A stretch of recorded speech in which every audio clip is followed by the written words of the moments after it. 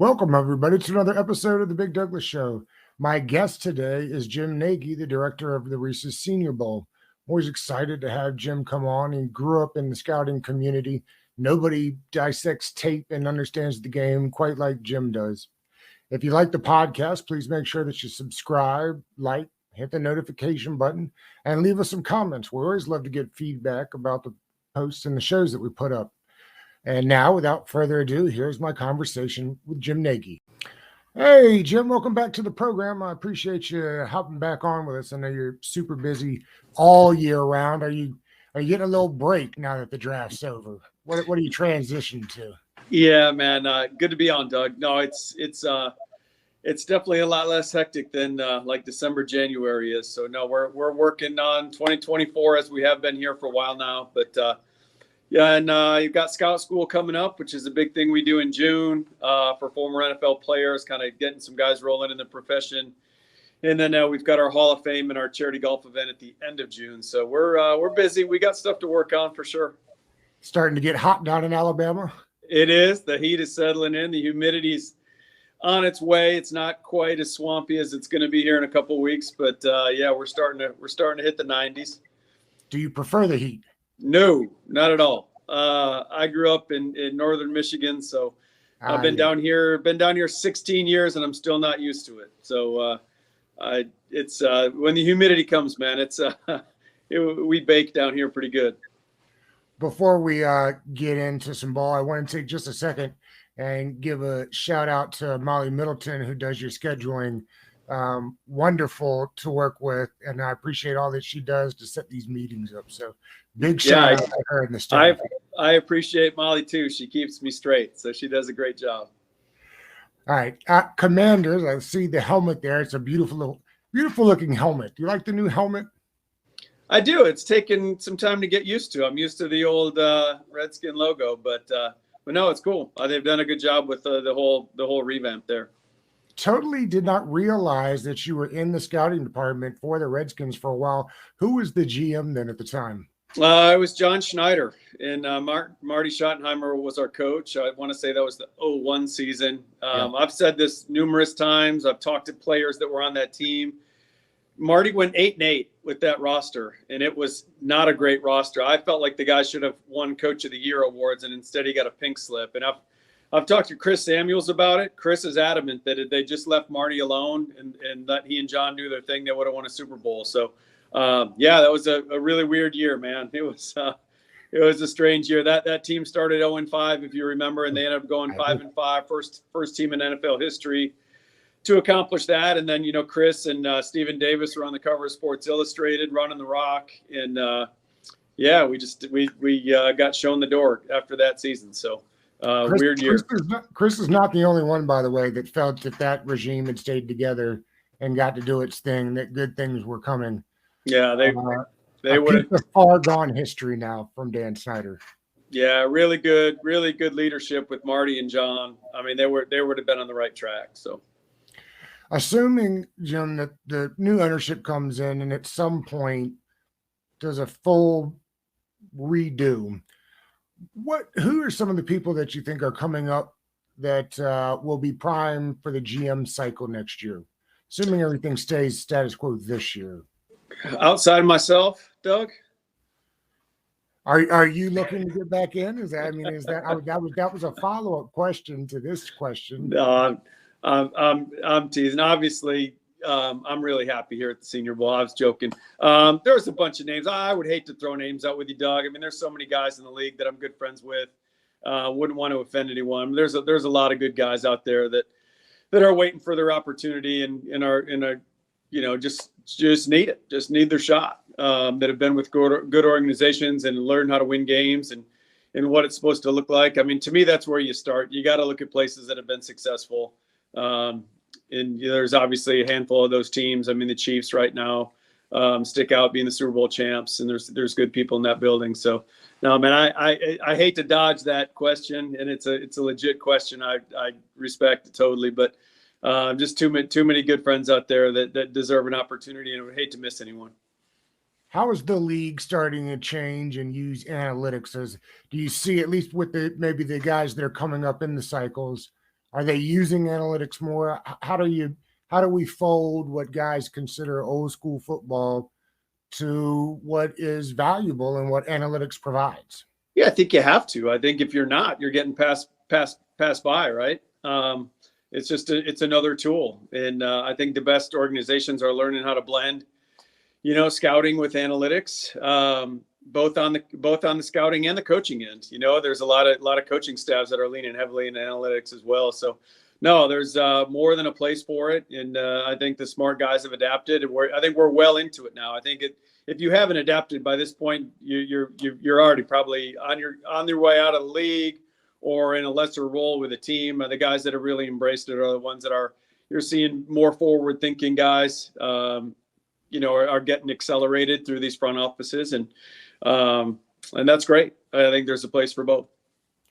Not only, Jim, does not being on board with analytics probably set you behind a bit, but we're getting ready to move past that, right? I mean, at some point with the AI stuff that they're coming out with, we'll be using that as a tool, don't you think? I mean, is the NFL already looking at ways to use what AI certainly is going to be to evaluate football players? Are we getting to that point yet?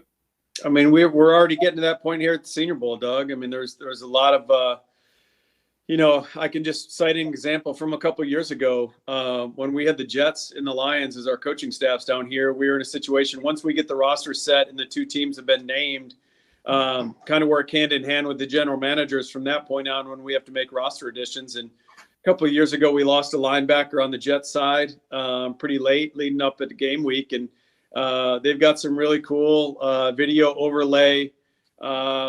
Speed data stuff where, we threw out a couple names to Joe Douglas, and he went into the system and, checked how fast these guys played off the tape stuff. And it really helped us make a couple really good roster decisions that year. So, yeah, I don't know why you wouldn't. To me, if these players are running 40-yard dashes here in the next few years, to me, it's for television. I mean, really what's more important is how fast they play. And that's why the Zebra technology stuff we use during our game week, and all 32 NFL teams are Zebra clients as well. So it's apples to apples, same technology they use.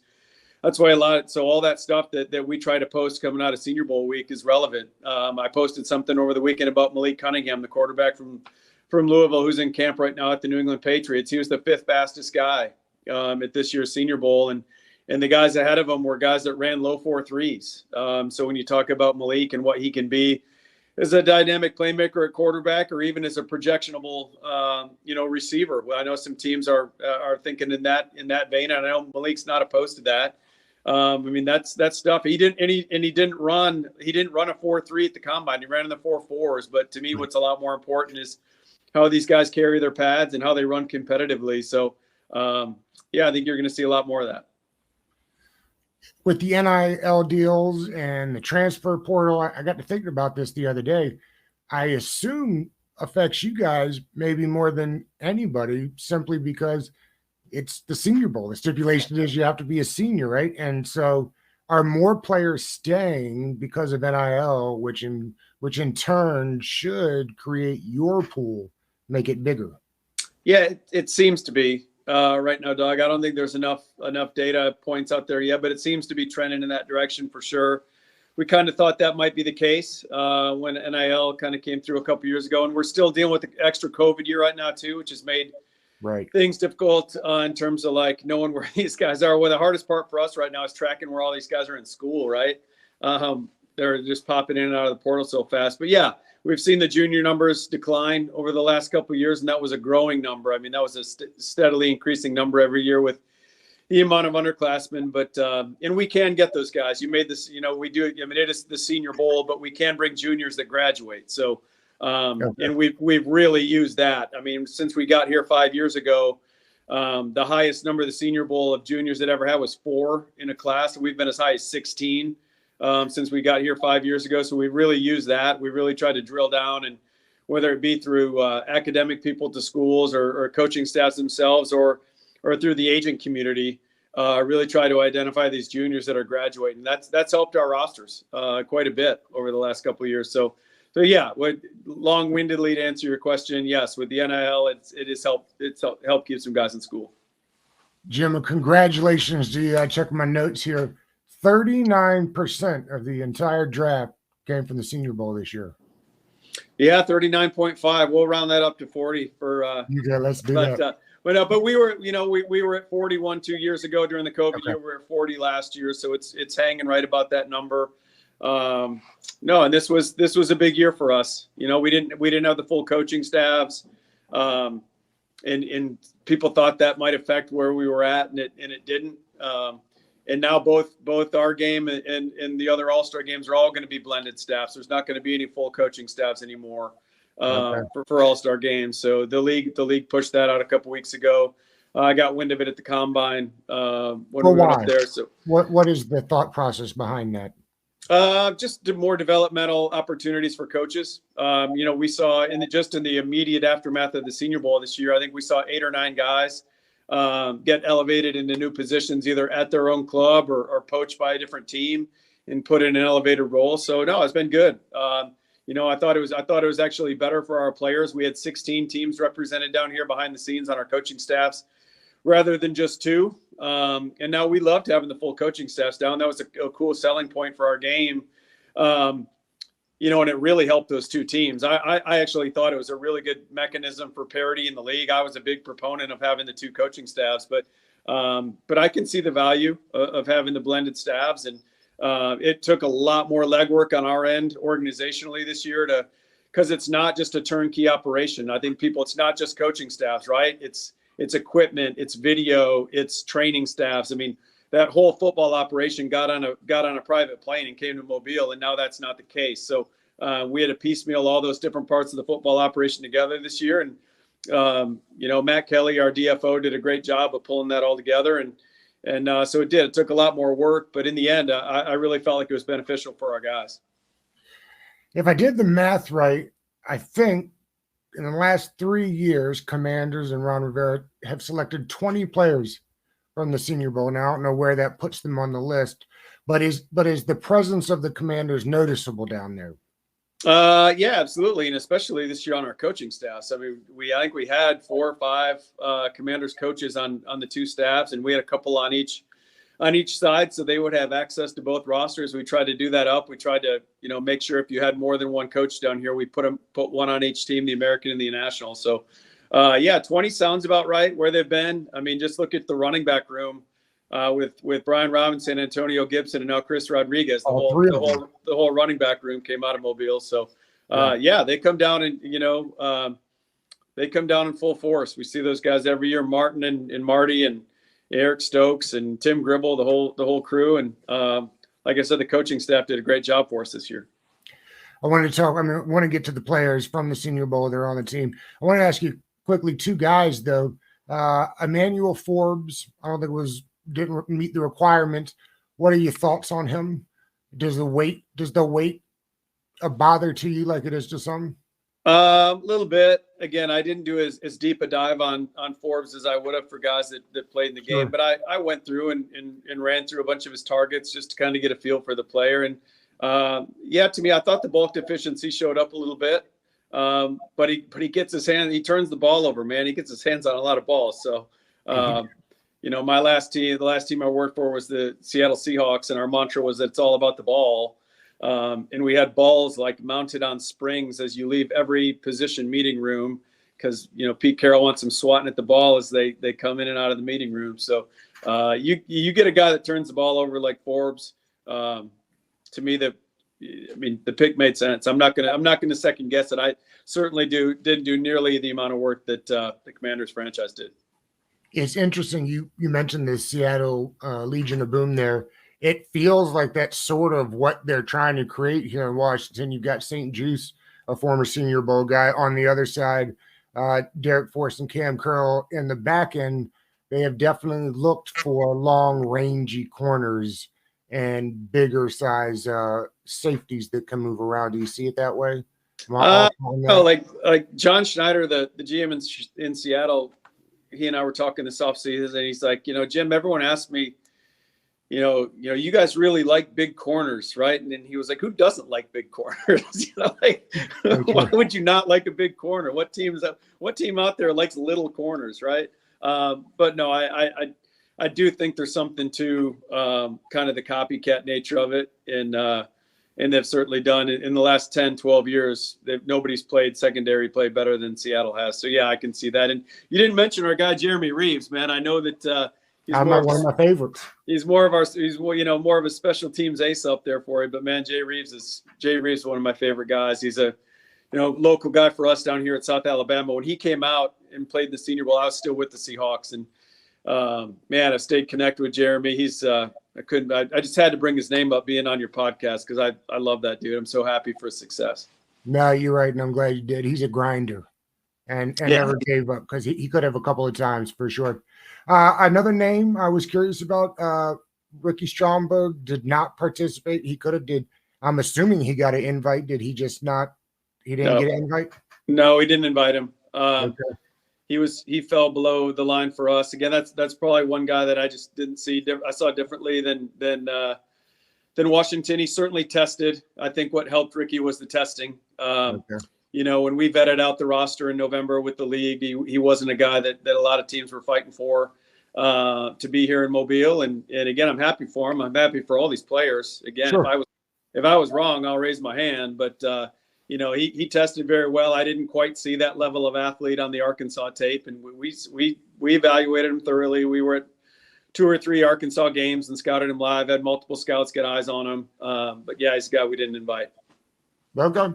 When they draft Forbes and they've got St. Juste on the other side, they're in nickel like 80% of the time. So it made so much sense there in the second round to draft Quan Martin. What did you see out of Martin? What do you like about him? How you think he fits in there in that kind of nickel role for the Commanders? Yeah, really, really cool chess piece, secondary player. To me, one of the most versatile guys in the draft.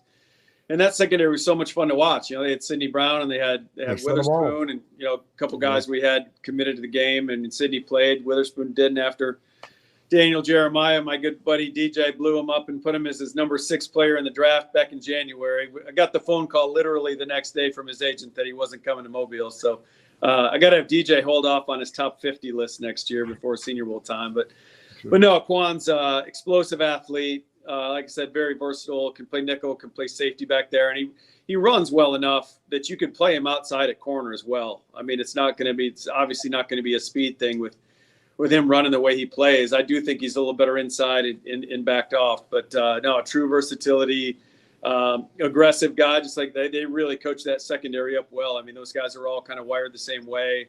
Good trigger, just a really cool guy you can move around. He's gonna have a home, and you get injuries hit. I mean, that's always going to happen too. He kind of gives you insurance. You can just move him around and plug other guys in other places. So Quan was a hot guy leading up to the draft. He was the guy coming out of Senior Bowl, kind of build momentum through the process. And late in the draft, I mean, I was hearing a lot of early second round, mid second round stuff on him. There are a lot of people in the pre-draft process. I continually said they're going to have to take a DN. But the DNs, who knows if they'll be here, by the end of next year, end of this season, going to have to take one. I thought even maybe they do it in the first round. They waited for KJ Henry, really highly touted coming out of high school. I don't know that he got the production in Clemson that maybe some thought. What were your thoughts when you saw him there at the Senior Bowl, though? Yeah, and it's pretty consistent. When we got on the phone with the Clemson coaching staff last July or August, whenever I talked to Coach McCorvey up there, I mean, the common theme was injuries and that's why the production was down. I mean, just you got dinged up a bunch, and there was a bunch of those Clemson guys that fell into that same boat. And like KJ had a great year, and you can't really look at the sack numbers don't do him justice. His pressure stuff was a lot better than his sack stuff. I think a lot of fans just let their eyes go straight to the sack column. And if it's not filled, then they're wondering, why the guy wasn't more productive. But in terms of actual pressure stuff, it was good. High effort player. I've said it before on other, with other people. I mean, I think there's some overachiever to KJ, and I mean that, I say that glowingly. Like the guy just plays his butt off. He was a Red Star guy on our board in terms that we put a Red Star on guys' cards that when you talk to the coaching staff, it's kind of their guy in the program that year, and not every school has a guy like that. And KJ was that guy this year at Clemson, and that coaching staff just loved him. The leadership, the maturity, So as a Commanders fan, I'm looking at a guy that's going to be able to step right in and compete right away because he is mature. Like he's going to hit the ground running. There's not going to be any transition, issues for him going, from being a college player to a pro. I mean, he's going to get the NFL lifestyle pretty quickly. So, he's long. He can play the run on the edge because of the length. He's going to get you a lot of effort production as a pass rusher, and he's going to be a factor in that sub package rotation, I would think, right away. And he's got a chance to be a starter. So where you got him, I thought it was really good value. Where do you see the difference really between two Senior Bowl products? Brian Robinson Jr. and then they draft Chris Rodriguez, kind of similar players, but not exactly. Yeah, B-Rob's probably got a little more juice, but they're both really aggressive, downhill, tough, finishing runners. Brian had a little more bounce to him. If it was clogged up inside, he could get wide on you a little more than Chris can. Chris is more like downhill, like run straight at you. But the cool thing about Chris is that he gives you the same style, the same temperament that B-Rob does. And we all see from team to team across the league, you very rarely get through a season with your starting running back intact for 17 weeks. So you line up with Chris Rodriguez if B-Rob's out. I mean, he's giving you the same style of runner, the same toughness, the same edge, the same identity as a football player. So, to me, Chris was one of our favorite guys. He came down to Mobile. I didn't think he would come. He lost his mother shortly before the Senior Bowl game, and I can't imagine a harder thing to go through in life than losing a mother. And Chris came down here and wanted to honor his mom and got to work and had a really business-like approach during the week and ran it hard in the game and just one of my favorite guys, man, like a real competitor. I think he's going to be a good player for those guys. He's just a tough, hard-nosed guy. I always wonder about guys that can do that. I don't think I could do it personally to be able to keep it all together in a moment like that after you've had such a tragedy. I find it inspiring. No doubt. What Absolutely. humans can do sometimes, Yeah. Braden Daniels was not healthy, but you think he can play tackle? I do. I think his best home's probably guard. I do think he can play some tackle. He was committed to the Senior Bowl. Couldn't play because of an injury, pulled out in January, but we've done a lot of work on him because he was eligible for the Senior Bowl the year before. So we've got 2 years of full work in on Braden. I think he's one of those guys got a good chance to start. Like we had a fringe starter grade on him. Like we had him in the 4th round. Here, I can't remember where he went. Did he go in the 4th, somewhere in that range, 4th, 5th? Later, 6th or 7th, I think. Did he? Yeah. So I mean, that was probably injury related. The guy's got fringe starter talent. So again, we thought he could play both guard and tackle. Let's Jim. Let's go backwards for just a second. Sam Howell will start this year. Another Senior Bowl guy. What did you see from him? Well, I mean, it's easy to say he didn't perform as well because all the weapons left. Is it just that easy? Is that why we took this slide to the 5th round when I hear so many people say they had, this 2nd, 3rd round grade on him? Well, that's the danger of some of this way too early mock stuff, right? And I've been a little outspoken about that just because, and I'm not trying to get after like the media world for doing those things. I understand their bosses want them to do those things. And it's good for the whole draft monster that's been created, right? And it creates a lot of talking points. And what I tell the players, it's all about the entertainment part of it. And they need to separate themselves from that. Like I always warn players every time I go to a school and speak to guys about the draft process to just ignore everything that's out there about you.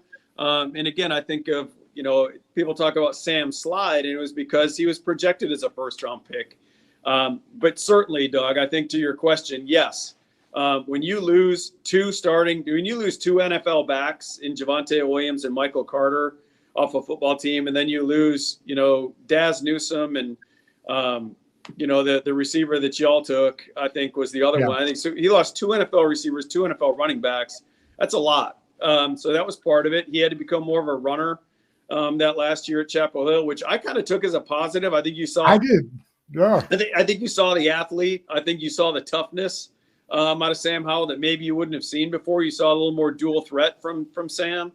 But but no, I think that he earned. I think he earned the right to go and have the starting role. So we'll see. I don't know what the commitment level is from the staff there, but you look They at sound committed. We'll see, what does that mean? But a year ago at this time, people were kind of criticizing the Eagles that they were going to move forward with Jalen Hurts as a starter and not really challenge Jalen as a starter. And now look what happened in that second year as a full-time starter. He kind of blossomed. Now he had a full season behind him as the starter. Sam didn't have anywhere near that experience. We're talking about really, a much, much smaller sample size, but I think Sam's earned it. I think Sam's talented enough.